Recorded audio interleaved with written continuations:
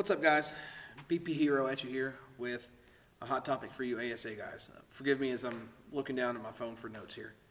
ASA and Easton got together and compiled a list of bats that will no longer be legal for ASA play. There's fast pitch bats included in this too, but we're strict to slow pitch here, so that's what we're going to cover. In the upcoming clip, I'm going to show you an announcement of what ASA did and go over which ones are slow pitch and provide pictures for reference.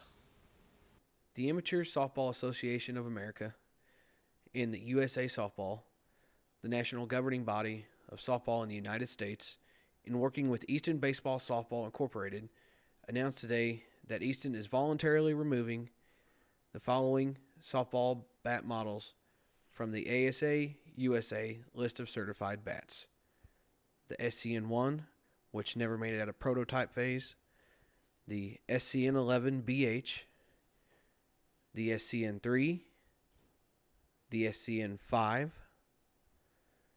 SCN7, SCN8, SCN9,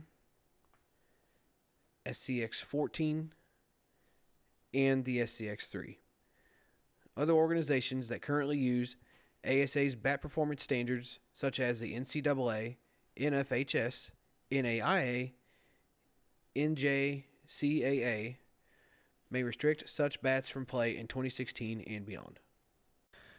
With these no longer being legal, that may leave you wondering where to go from here if you want to stick with Easton's.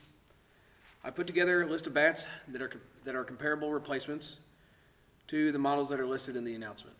For the one-piece balance stuff, the SCN3, known as the Flex, the SCX3, known as the Extended, the SCN8, and the SCX14.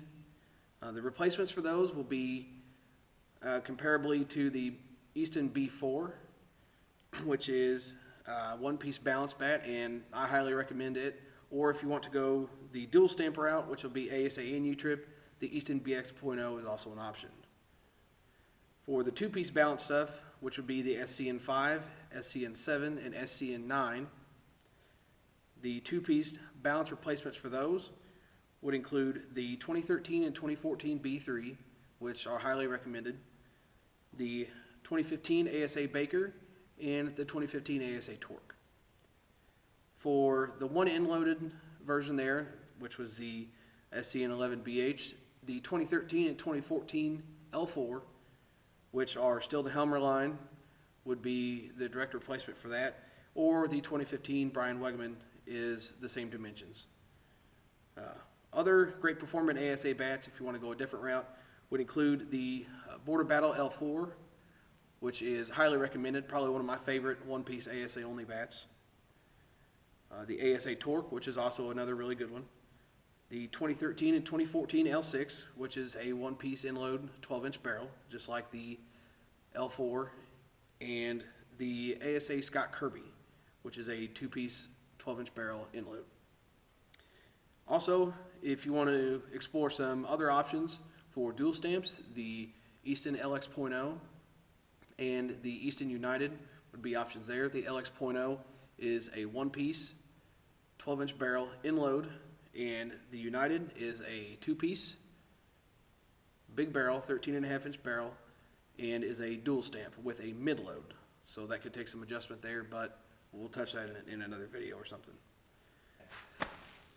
Also an option, the ASA Realtree. I'm throwing this in the back there so we can just, that way.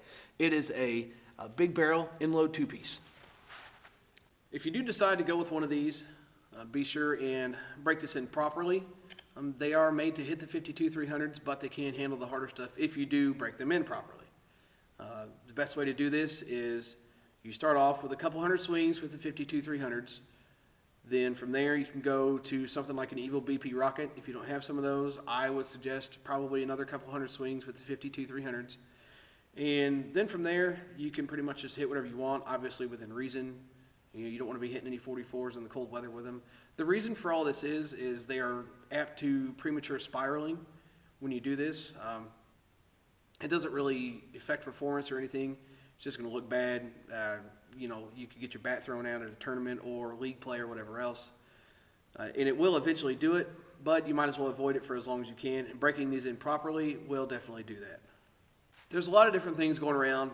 I've been reading and hearing people say that this is a money grab by Easton and ASA to get everybody to buy new bats, but that's not really plausible in my opinion.